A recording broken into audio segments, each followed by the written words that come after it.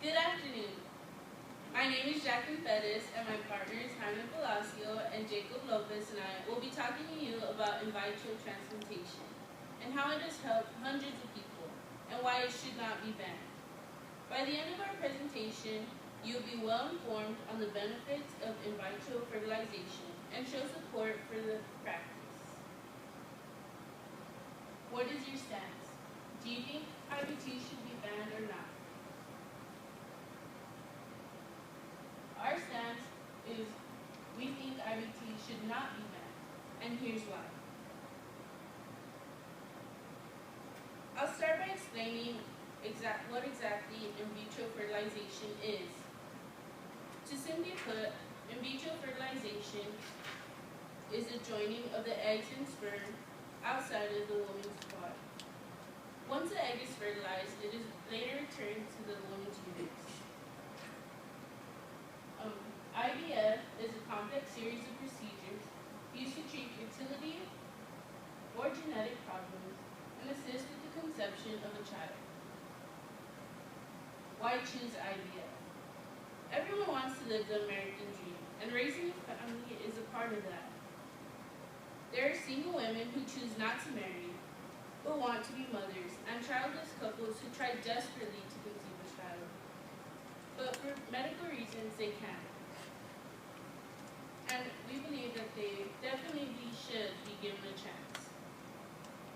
But why choose IVF if you can adopt or something like that? Well, some people want a biological baby with their own DNA, and there's nothing wrong with that. Women have a constitutional right to abortion, which remains life. We should also have the right to give life. It should be our right whether or not we choose in vitro transplantation. 3 things needed to have a baby. You're going to need healthy eggs, fertile sperm, and a uterus to carry your baby. The procedure can be done using a woman's own eggs and her partner's sperm. However, it may also involve the eggs of a known or anonymous donor. There are those who disagree and say that it is unnatural and we are playing God. I disagree, and I think that everyone is entitled to their own beliefs. In vitro, like anything else, should be a person's choice. If we are truly free and have the right to the pursuit of happiness, why shouldn't we be able to choose how we give life? But what if any of these variables aren't available? So really quick, obviously there's a lot more than just 3 things that you need to have a baby. I mean, you need to have diapers, and bottles, and a place to live, and a stable job, and all that kind of stuff. But if these 3 essential things, what if you don't have those? What if there are a problem in having babies?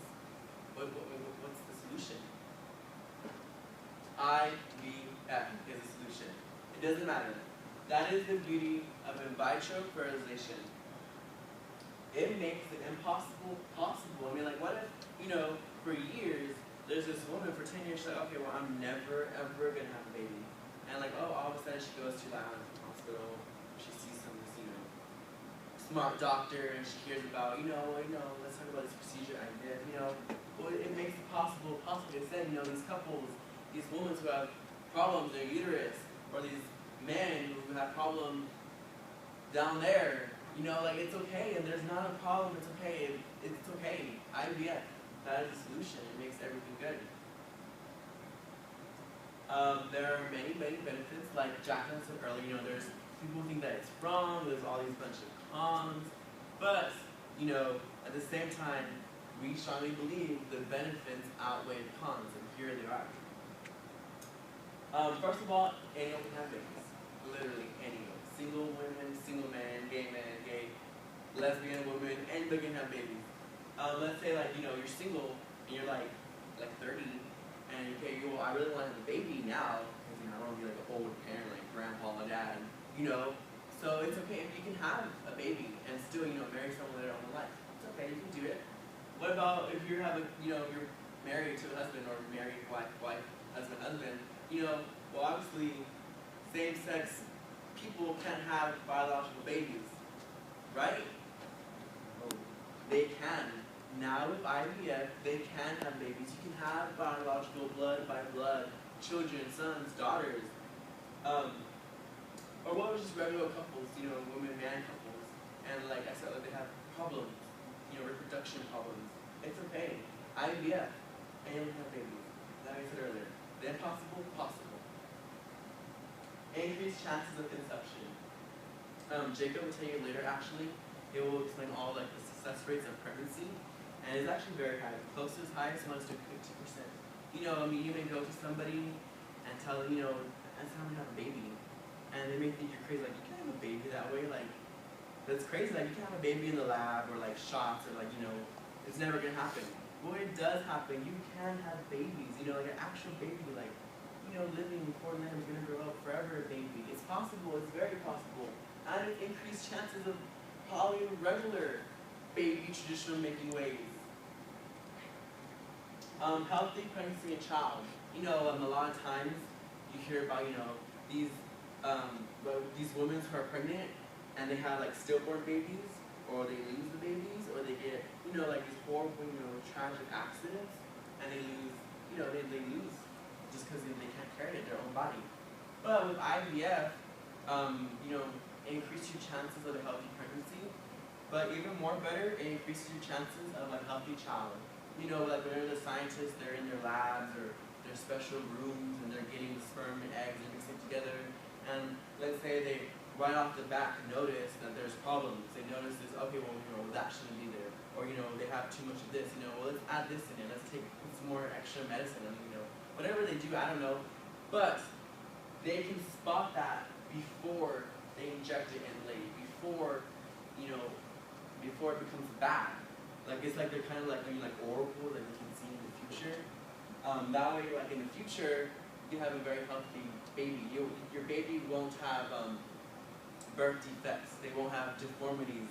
They won't have, like some unexpected brain tumor or something. They'll have a healthy child. And you have the control.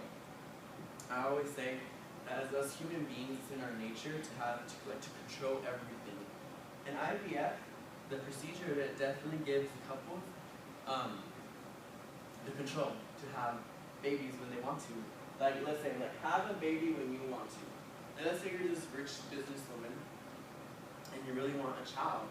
But, okay, in 9 months from now, you're going to have this huge business conference in New York, and, you might get promotion. Well, obviously, you can't be pregnant around that time. No. You can have it next year, or other 2 years. Or what about spacing out your children?